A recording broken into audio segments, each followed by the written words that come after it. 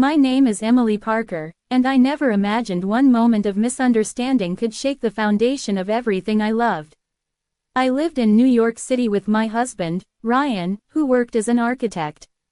We had been married for 3 years, and though our lives were busy, we shared a bond built on trust, laughter, and quiet understanding.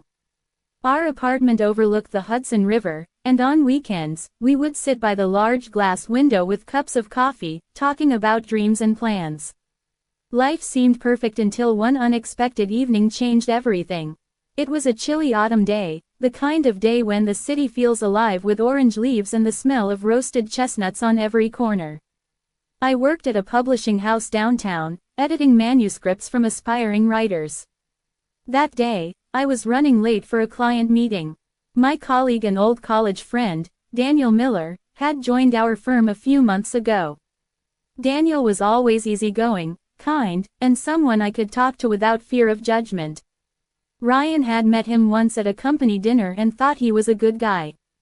That morning, Daniel offered to help me prepare for the meeting, so we stayed late at the office. When we finally left, it was already dark, and a light drizzle had begun. The streets were shining under the streetlights, and the air smelled of rain and asphalt. We laughed about how we always ended up working overtime and decided to share a cab since his apartment was just a few blocks away from mine. When we reached my building, I thanked him for helping me with the project. I turned to say goodbye, but in that very second, Daniel leaned forward, maybe out of excitement or old friendship, and kissed me on the cheek. I was stunned, completely frozen. Before I could say anything, I saw something that made my heart drop. Across the street, Ryan stood under an umbrella, staring straight at us. His face was pale, his eyes wide with disbelief. Time felt like it stopped. I opened my mouth to explain, but he turned and walked away before I could take a single step. The world blurred around me, the sound of traffic, the drizzle, everything disappeared. My chest tightened as I ran after him, calling his name, but he had already disappeared into the night. I went upstairs, my hands shaking as I unlocked the door. His jacket was missing from the hanger, and his phone went straight to voicemail. I felt tears burning my eyes as I sat on the couch, trying to understand what had just happened. It wasn't what it looked like, but how could I make him believe that? Hours passed before I finally fell asleep on the couch, clutching my phone. When I woke up the next morning, sunlight streamed through the window, and the city was awake again, but Ryan wasn't home. I tried calling him again and again, but he didn't answer. I even called his office, but they said he had taken the day off. I felt helpless, trapped between guilt and fear.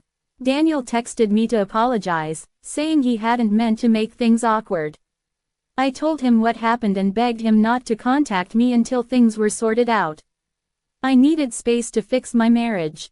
That evening, I finally heard the door open. Ryan walked in, his eyes tired, his face unreadable. "Ryan," I whispered, standing up. "Please, let me explain." He didn't say anything, just looked at me with eyes full of hurt.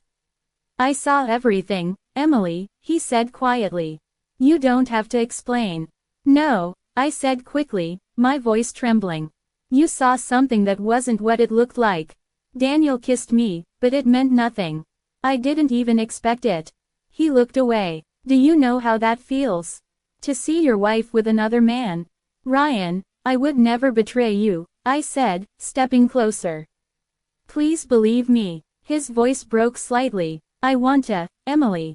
I really do. But that image, it's stuck in my head." Tears filled my eyes as I reached for his hand, but he stepped back. The silence that followed was unbearable. "Maybe we need some time," he finally. "Going to mom's for the weekend. Need space." My hands trembled as I read it. I didn't blame him. Maybe space would help him think clearly, but the thought of him being away made my heart ache. I spent the weekend replaying that night over and over in my mind, thinking if I could go back and change 1 second, maybe everything would be fine. On Sunday night, there was a knock on the door. When I opened it, Daniel was standing there, looking guilty. "Emily, I'm sorry," he said. I didn't mean to cause trouble. I just wanted to apologize in person. Daniel, please, I said, glancing nervously down the hallway. Ryan isn't home, but this isn't a good idea. I know, he said, but I can't stop feeling responsible. I should talk to him. No, I said sharply. You'll make it worse. Just then, I heard footsteps. My heart stopped as Ryan appeared at the end of the hallway, holding his overnight bag. His eyes shifted from me to Daniel, and his jaw tightened. What is he doing here? He asked coldly. Ryan, wait, I started, but he raised his hand. Don't, he said. I think I've seen enough. Daniel tried to speak. Ryan, listen, it's my fault, but Ryan cut him off. You should go. Daniel nodded quietly and walked away, his shoulders slumped. Ryan turned to me, his eyes full of pain. Didn't you say you needed space too? He asked bitterly. I didn't call him here. I said desperately. He just showed up, and I'm supposed to believe that? His voice cracked with anger and heartbreak. Ryan, please, I said, tears streaming down my face. You're my husband. You know me better than anyone. He looked at me, struggling between anger and love. For a moment, I saw the Ryan I fell in love with, the one who always protected me from everything. But that moment faded as he turned away. I need to think, he said quietly and walked into the bedroom, closing the door behind him. I collapsed onto the couch, sobbing into my hands. That night, the apartment felt colder than ever. I didn't know if our marriage could survive this storm. The next morning, I found him sitting by the window, watching the sunrise. His eyes were tired, but his voice was calm. Emily, he said, I've decided to stay at my brother's for a while. I need to clear my mind. Ryan, please don't go, I whispered, but he shook his head. I don't want to make decisions out of anger. I just need time. As he picked up his bag and walked to the door, I said the only thing I could. I'll wait, I whispered. Because I know the truth, and someday you'll see it too. He paused for a second, his back still turned, then left without another word. The sound of the door closing echoed in my heart. Days turned into weeks. I threw myself into work, trying to escape the pain. Daniel had transferred to another department to give me space, and I appreciated that. But nothing filled the emptiness Ryan left behind. Then one evening, as I walked home from work, I saw something on our apartment door, a small white envelope with my name on it. My heart raced as I opened it. Inside was a note in Ryan's handwriting. Meet me tomorrow at the cafe where we first met. My hands trembled as I read it again and again. The next morning, I dressed carefully, my heart pounding.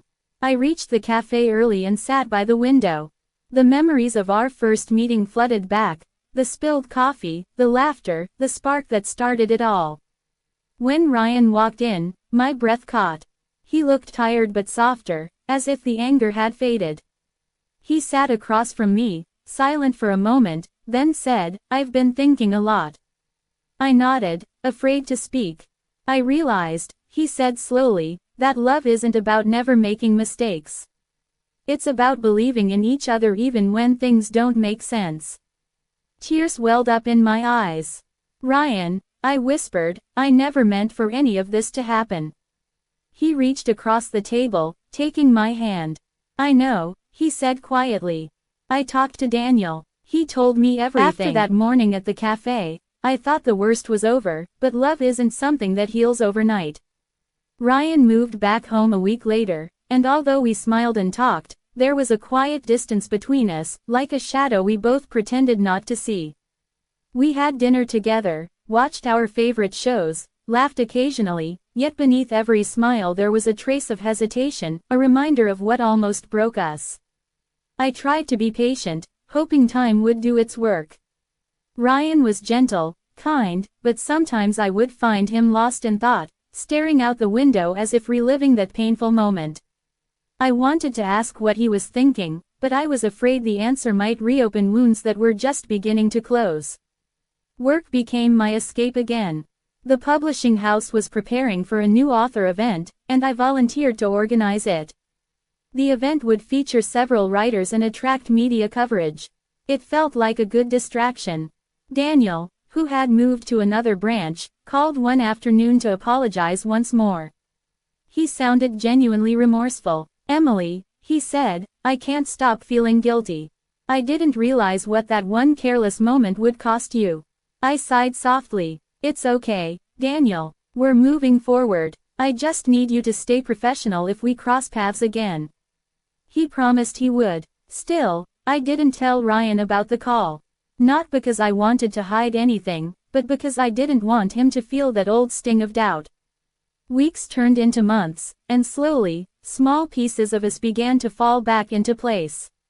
Ryan started leaving little notes for me again, tiny paper hearts with words like, "You looked beautiful this morning," or, "Dinner on me tonight." Each one felt like a promise that love still lived between us. One Friday evening, we went out to the Riverside Cafe where we had spent so many lazy weekends before. The sunset painted the sky gold, and Ryan reached across the table, brushing my fingers.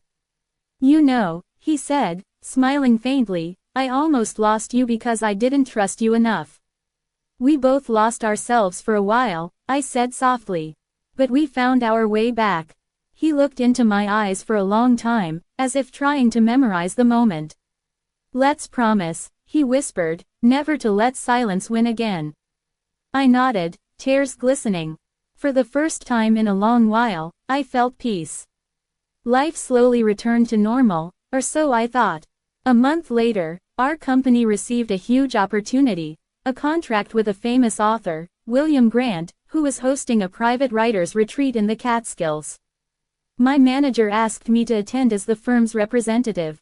It was a chance to grow my career, and I was excited, but Ryan seemed uneasy when I told him. "How long will you be gone?" he asked quietly. "Just 4 days," I said. "It's strictly professional, and I'll call you every night." He nodded but didn't say much. The next week, I packed my bags and took the train north. The retreat was held at a large old inn surrounded by pine trees and mountain air so fresh it felt like another world. The first 2 days went smoothly. I met several authors, attended workshops, and networked with editors. On the third evening, as I sat in the lobby reading manuscripts, I heard a familiar voice behind me.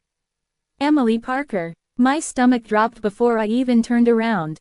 It was Daniel. I blinked in disbelief. "Daniel, what are you doing here?"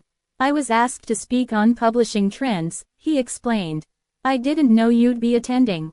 My pulse raced, not out of fear but worry that somehow, this would find its way back to Ryan. Still, Daniel kept his distance, respectful and polite. We spoke only about work. That night, as I video called Ryan, I told him about the retreat, the people, the sessions, but not about Daniel. I didn't want to plant unnecessary doubt. The retreat ended successfully, and when I returned home, Ryan was waiting at the station with flowers. "Welcome home," he said, smiling. I threw my arms. A few days later, I noticed a shift. Ryan seemed distracted again. He was quiet during dinner and avoided eye contact. When I asked what was wrong, he shook his head. "Nothing. Just tired." But his eyes said something else, something I couldn't read. That night, when he went to bed, I walked into the living room to grab my phone, and I saw it on the table, his tablet, open on a social media page. A picture. My heart froze. It was a group photo from the retreat, posted by the event organizers. There I was, smiling beside William Grant, and a few feet away, Daniel was visible too. Nothing inappropriate, nothing close, yet the mere sight of us in the same frame could ignite every fear Ryan had tried to bury. I closed the tablet quietly and went to bed, pretending I hadn't seen it. The next morning, he left early without saying much. I spent the day restless, wondering if he had seen that picture before I did. When he returned that evening, his tone was calm but cold. "Did you have a good time at the retreat?" he asked. My throat tightened. "Yes, it was productive. I saw the photos," he said. His words were soft, but they cut deep. "You didn't tell me Daniel was there." "Ryan, please," I said gently. I didn't know he'd be there until I arrived. We barely spoke. He laughed bitterly. Barely spoke. That's what you said last time. I stepped closer, trying to hold his hand, but he pulled away. Why would you hide it, Emily? Because I didn't want to reopen old wounds, I said, tears rising. You told me you trusted me again. He looked away. I thought I did. The days that followed were filled with tension. Ryan wasn't cruel, he was simply distant. He'd come home late, eat quietly, then go to bed early. I could feel the wall building between us brick by brick. I tried to fight it with patience, but the silence was suffocating. One evening, while cleaning the study, I found a brochure for a design project in California on his desk. I asked him about it, and he admitted, it's a long-term project. They offered me a position there. My heart sank. For how long? 6 months, maybe more. I tried to stay calm. Are you going to take it? He hesitated. I don't know yet. I wanted to scream don't leave me again, but instead I said quietly, if you think it will help you, go. The night before his flight, he stood by the window, the city lights reflecting in his eyes. Emily, he said softly, I don't want to lose you. But I need to find peace inside myself. I nodded, unable to speak. When he left the next morning, I felt an emptiness I couldn't describe. For weeks, we talked over calls and messages, but the distance between us wasn't just miles, it was emotional. I focused on my job, trying to stay strong. Then, one evening, my phone rang. It was Ryan's number, but when I answered, it wasn't him. It was his colleague, Mark. Emily, Mark said, Ryan's been in an accident. My heart stopped. He explained that Ryan's car had been hit during a late-night drive near his project site. He was hospitalized but stable. I booked the first flight to California. When I reached the hospital, I saw him lying on the bed, his arm bandaged, his face pale but conscious. The moment our eyes met, tears filled both of us. I rushed to his side. You scared me, I whispered, holding his hand. He smiled weakly. Guess life wanted to remind me what really matters. I sat beside him all night, telling him stories, holding his hand, and silently promising never to let misunderstanding steal us again. After a week, he was discharged, and I helped him recover in his rented apartment near the site. During those days, something changed between us again. The silence turned to gratitude, the distance to closeness. One night, as we sat on the balcony watching the stars, he said, Emily, when I saw that picture from the retreat, I felt betrayed again. But when I was lying in that hospital bed, the only face I saw in my mind was yours. I realized how foolish I've been. The next morning, we took a walk by the lake. The water reflected the sky like glass, and a soft breeze rustled the trees. As we walked, Ryan stopped suddenly and looked at me with an expression I hadn't seen in a long time, pure, steady love. Emily, he said, when I saw you that night with Daniel, I thought my world ended. But today, I realized something. The world didn't end, it changed. And because of that, I learned what real love is. It's not about avoiding pain, it's about choosing each other through it. My throat tightened with emotion. And you still choose me? I whispered. He smiled, tears shining in his eyes. Every single day. I stepped closer and hugged him tightly, feeling the weight of years of hurt finally lift from us both. When we returned home, we found a package waiting at our door. Inside was a letter from Daniel and his sister. It read, Dear Emily and Ryan, your book helped us more than you'll ever know. I've moved overseas for a new start. Thank you for showing that forgiveness is possible. Wishing you both happiness. I handed the letter to Ryan, and we read it together in silence. Then he folded it and said, maybe this is the closure we needed. Months later, our lives took another turn. Ryan's firm asked him to lead a project in London for a year, and though the idea of being apart again scared me, this time it felt different. We had built something stronger than distance. I decided to take a sabbatical from work and go with him. London was breathtaking. Foggy mornings, cobblestone streets, old bookstores that felt like portals to another time. We rented a small flat near the Thames, and I spent my days writing while Ryan worked. One rainy afternoon, I began writing a second book, not about betrayal or forgiveness but about resilience. I titled it The Light After Us. When Ryan came home and saw the title, he smiled. "You never stop finding beauty in pain," he said. "Because pain always teaches us to see beauty," I replied. The months we spent there were some of the happiest of our lives. We traveled through Europe on weekends, rediscovered laughter, and learned that healing isn't an endpoint, it's a journey that keeps unfolding. One evening, as we stood on the Tower Bridge watching the city lights shimmer on the river, Ryan said, "Do you realize we survived everything that could have broken us?" I smiled. Maybe love doesn't survive by luck. Maybe it survives because people choose it again and again. He wrapped his arm around me, and for the first time since that rainy night in New York years ago, I felt completely free. When we returned home to New York a year later, our book The Light After Us was published, and during the launch event, I looked at Ryan as he gave a small speech to the audience. "We once thought our love story ended on a rainy night," he said, his voice steady but emotional. "But that was just the beginning. If you take anything from our story, let it be this: trust can be broken, but it can also be rebuilt. And love, real love, is not about perfection, it's about forgiveness, patience, and choosing to stay even when it hurts." As he looked at me, I saw pride and peace in his eyes, and I knew we had come full circle. Later that night, as we walked home hand in hand through the city streets, I said softly, "Do you think people will ever understand how hard this was for us?"